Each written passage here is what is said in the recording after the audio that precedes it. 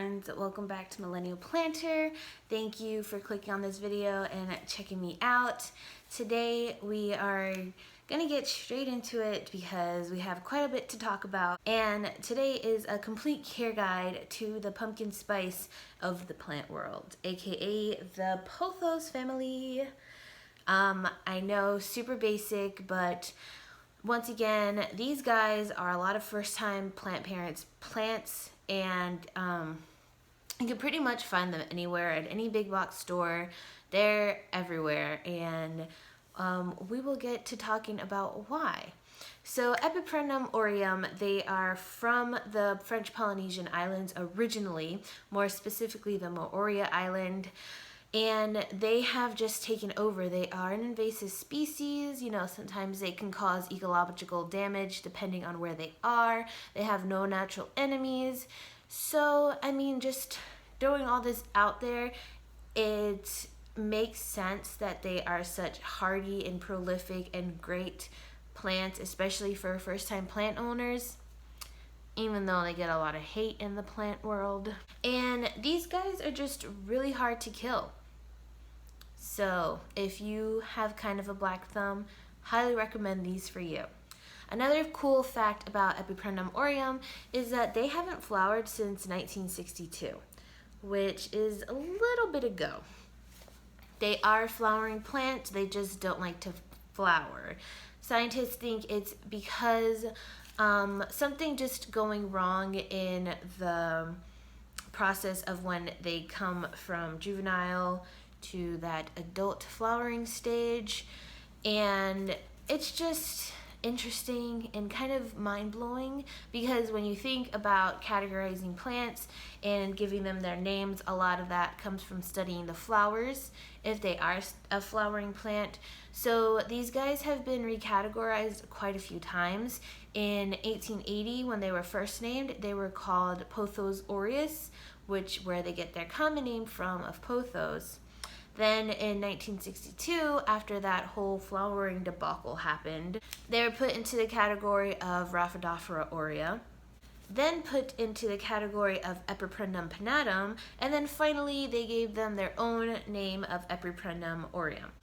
So that is quite a bit of history and quite a bit of renaming for these guys, and it makes sense why a lot of different trailing plants are given the common name Pothos, even though that's not scientifically their name.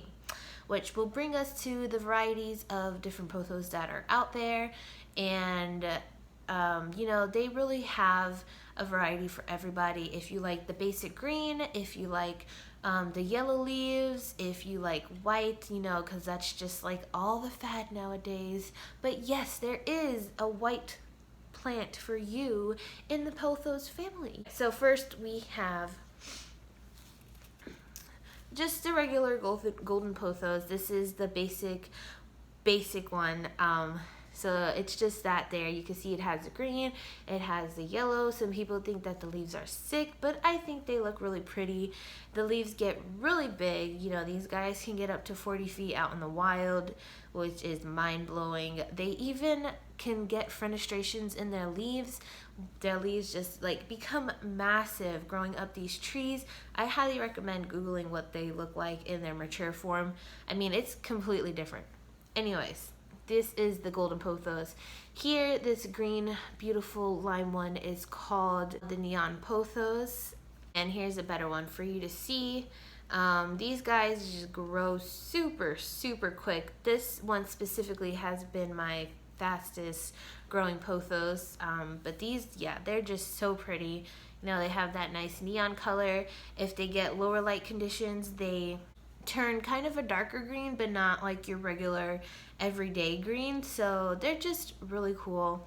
Highly recommend these guys. Our next is for all of our white leaf lovers. These are the Mandula. As you can see here, they do have some white going on in their leaves, a creamy color. This one kind of looks like the Marble Queen, which is just like an overall variegated kind of thing. It's kind of hard to explain. I don't know, but that's this. These are so pretty. One thing to say about this is that, you know, a lot of people think Pothos and think fast growers, and these are a little bit slower growers. I used to think it was something wrong with my plant specifically, but I've talked to a few people and their white ones specifically are slower growers, which makes sense because, you know, the green is the chlorophyll, and the chlorophyll helps the plant grow, and these don't have as much green as the normal ones, as normal plants do. I don't know, am I making any sense here? Anyways, just know that if you get one with white and this cream color, it will be a little bit slower growing than your regular everyday pothos. And the last two that I want to talk about are my favorite. This is the Cebu Blue. As you can see here, they kind of come in as like a green color, and then they turn to this really pretty greenish blue kind of color. Like, you could definitely see that this has a blue tint to it, very lightly, and as they mature more and grow a little older, they will get a little bit more of that bluish tint to them. These guys are beautiful. These are called Epipremnum pinnatum.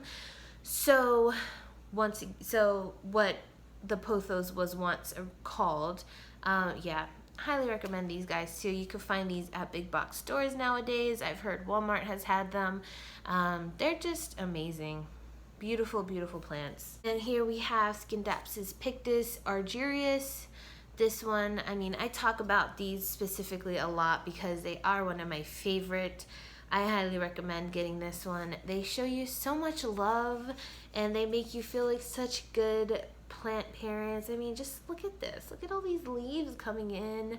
They have that nice silvery splash to them. And then we have the Scindapsus pictus exotica. And these, I always want to say they're like big cabbage leaves because, I don't know, that's just what I think of. Anybody else? And as you can see, like, these leaves are massive. Like, this is my hand. Look at that. It's crazy. They're beautiful. I love them. Once again, another great growing plant, and this one is finally trailing. If you could see that there. Look at that new leaf coming in. Beautiful plants. Lovely plants. So these are the different varieties that I have. There are a couple more out on the market. These are just like to give you a little idea of what's out there. Now that we know the varieties, we know a little bit of the history, let's talk about how to care for them. And you've picked the best plant out there to have, especially if you're a first-time plant owner. They are very hardy. They don't mind if you miss a watering. They are very forgiving. So as far as watering goes, you want to wait until they completely dry out before you water them. And when you water them thoroughly. And they are a bit expressive in the way that they kind of limp when they need a watering. So as you can see here, like this leaf just doesn't look that happy. It looks kind of sad, and that's just it telling me that it needs to be watered. And just water it thoroughly. Don't be afraid to water it, you know. Let the water drain out the drainage hole, you know. Let the plant pee a little bit because, you know, it's thirsty. It needs some water. And for the silver pothos, the Scindapsus pictus, their leaves will curl when they're ready to be watered. Like curl at the edges. That you'll definitely be able to tell. And for soil, you, once again, not really picky. You just want to give them a well-draining soil, because if you have killed a pothos, it's more likely due to overwatering. They do not like to be overwatered. They do not like to be wet. They don't like their roots to be just sitting in water, so you want their soil to be well-draining. Just throw some pumice, some perlite, you know, maybe a little bit of orchid bark. Just give them some good aeration and they'll be good. And as far as lighting goes, so if you have this variegated form, you want to keep this one in a higher light condition. Otherwise, it will start reverting back to green, which is its mother plant. And honestly, I think that looks kind of cool. You know, you have all this cream, and then you'll have a few coming in that are like all green. I don't know. It's kind of cool. But if you want to keep this variegation, keep it exposed to a brighter light condition. But all the other ones, they do really well in low light conditions. So if you have like an area that doesn't get a lot of light, just, you know, put a pothos in there and you could green up your space a little bit more, and it's still gonna love you. Pruning wise, sometimes they do get a little leggy, which just means that they'll have a bigger gap in between where the leaves grow. So like there's more stem, that's the legginess. And you could cut them back to give them a bushier effect, or you could just leave them trailing. You could put them up a moss pole, you could trellis them, you could have them growing on your walls. I know a lot of people do that. You know, just whatever floats your boat. As far as pest, they can get spider mites or mealybugs. They're not really prone to them, but those are the pests that they can get. You know, and just use a little bit of neem oil or whatever type of pest prevention that you do. So just make sure that you're checking underneath the leaves, specifically, you know, where the stem and the leaf meet. And just keep an eye out for that. Fertilizing, they don't need nothing really fancy. Just fertilize them in their growing months, you know, spring, summer, sometimes fall, depending on where you live. You can use something natural like worm castings, or you can use a synthetic one, a synthetic fertilizer. Just whatever you have. Like I said, not really picky plants. And despite them being tropical, like from tropical areas, they don't require high humidity. So if you don't have it, it's fine. They'll still be happy. And lastly, we have propagating. Propagating, once again, really easy. Literally, all you have to do is cut right there by a node, stick it in water, stick it back in the soil, and you got your plant. They root super fast. These guys, I mean, this neon pothos has rooted within a week, like grown roots in a week. It's really cool. I like doing water propagation just because you can see everything happening. And if you do like a soil propagation, you do need to keep the water moist but not wet, and it's kind of hard finding that happy medium. So if you're new, I do suggest water propagation. And if you want a fuller plant, you know, just cut those trails off and stick it back in there when you're ready, and soon you'll have a nice full plant, and then you can let it trail and just, you know, be its best self. I know these guys get a lot of hate in the plant world because they're so basic, but honestly, they're just really great plants. You know, if you are new to the plant world, if you kind of are known for killing plants, kind of have a black thumb, I do suggest getting you a pothos.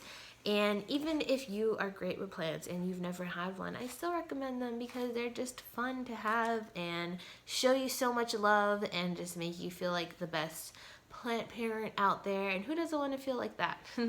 I really hope you guys enjoyed this video. If you have any questions, let me know in the comments down below and I will try to answer them the best that I can. Or, you know, maybe somebody else could help you out, answer them as well. Let me know any other plant care related videos you want to see. I'm thinking about doing a calathea one next because I don't want to jinx it, but I kind of have the calathea care down. So if you guys want to see that, give this video a thumbs up. But, you know, I will see you in the next video, and you all have a beautiful day. Bye.